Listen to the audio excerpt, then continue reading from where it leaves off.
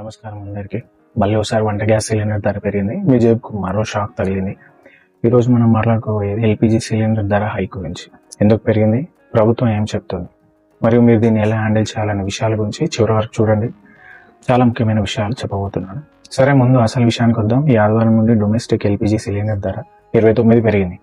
నిజానికి ఈ పెంపునకు ముందు ఢిల్లీలో 14.2 కిలోల సిలిండర్ ధర 913గా ఉండేది. ఇది ఇప్పుడు 942కు చేరింది. మీ నగరంలో కొంచెం తేడాగా ఉండొచ్చు, ఎక్కువ తక్కువలు, కానీ దాదాపు అన్ని నగరాల్లో 25 నుంచి 30 వరకు పెంపు కనిపిస్తుంది.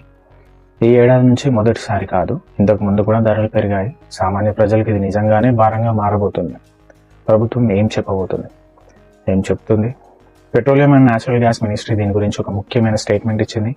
వాళ్ళు చెప్పింది ఏంటంటే, ప్రపంచవ్యాప్తంగా ఎనర్జీ మార్కెట్లో తీవ్రమైన అస్థిరత నెలకొంది. క్రూడ్ ఆయిల్ ధరలు, గ్లోబల్ సప్లై చైన్ ఇష్యూస్ వల్ల ఈ ధర పెరుగుదల అనివార్యమైంది. అలాగే వారు ఇంకొక విషయం కూడా అన్నారు, భారతదేశంలో ఎల్పిజి ధరలు ప్రపంచంలోని అత్యంత తక్కువగా ఉన్న దేశాల్లో ఒకటి. అంటే ధర పెరిగినా కూడా ఇంటర్నేషనల్ కంపారిజన్లో మనం ఇంకా చౌకగానే ఉన్నామని వారి వాదన. కానీ ప్రశ్న ఏమిటంటే, ఇంటర్నేషనల్ కంపారిజన్తో మనకేం పని? మన జేబు, మనకు ఇన్కమ్ లెవెల్ ముందు ఈ ఆర్గ్యుమెంట్ పనిచేస్తుందా?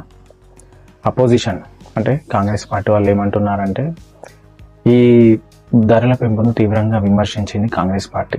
వారు దీన్ని మిడిల్ క్లాస్ మరియు పేద కుటుంబాల మీద భారం అని అభివర్ణించారు. ఒకవైపు ఇన్ఫ్లమేషన్ తగ్గించామని చెప్తారు, మరోవైపు ఎల్పిజి ధరలు పెంచుతారు. ఇది అపోజిషన్ యొక్క అభిప్రాయం.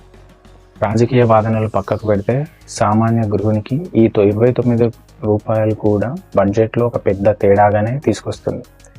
ఒక కుటుంబం నెలకు సగటున 1 నుండి 1.5 సిలిండర్లు వాడితే సంవత్సరానికి 400 నుంచి 500 ఎక్స్ట్రా అవుతుంది. ఈ ధర పెరుగుదలకు అసలు కారణాలు ఏంటి? ఇప్పుడు స్లైట్లీ డీప్గా అర్థం చేసుకుందాం, డీపర్గా పోదాం. మొదటిది, global LPG prices. Saudi Arabia నుండి ఇంపోర్ట్ అయ్యే ఎల్పిజి ధరలు పెరిగాయి. భారతదేశం దాదాపు 50% ఎల్పిజి ఇంపోర్ట్ చేస్తుంది. రెండవది, rupee versus dollar exchange rate. Dollar బలపడినప్పుడు ఇంపోర్ట్ కాస్ట్ పెరుగుతుంది.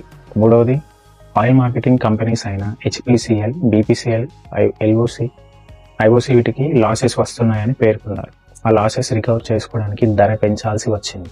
ఇవన్నీ వ్యాలిడ్ కారణాలే అయినా గవర్నమెంట్ సబ్సిడీ పాలసీ కూడా ఇందులో పాత్ర పోషిస్తుంది. ఇప్పుడు మనం ఏం చేయాలి, మీరేం చేయాలి?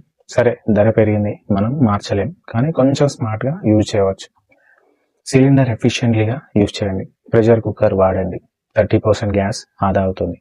Stick to induction cook top లేదా ఎలక్ట్రిక్ కుక్ టాప్ ఆల్టర్నేటివ్గా కన్సిడర్ చేయండి. ఎలక్ట్రిసిటీ చీపర్ అయిన చోట ఇది కాస్ట్ ఎఫెక్టివ్గా అవుతుంది. పిఎం ఉజ్వల యోజన బెనిఫిషియర్కి సబ్సిడీ ఇంకా వర్తిస్తుంది. మీరు ఎలిజిబుల్ అయితే చెక్ చేయండి.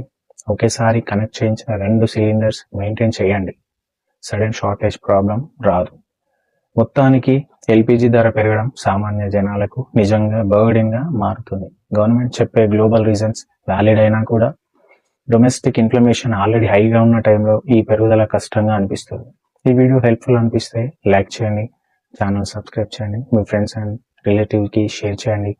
కామెంట్ బాక్స్లో చెప్పండి ఈ ధర పెరుగుదలకు మీకు ఎంత ఎఫెక్ట్ అవుతుందో. మళ్ళీ కలుద్దాం నెక్స్ట్ వీడియోలో. నమస్కారం, జై హింద్.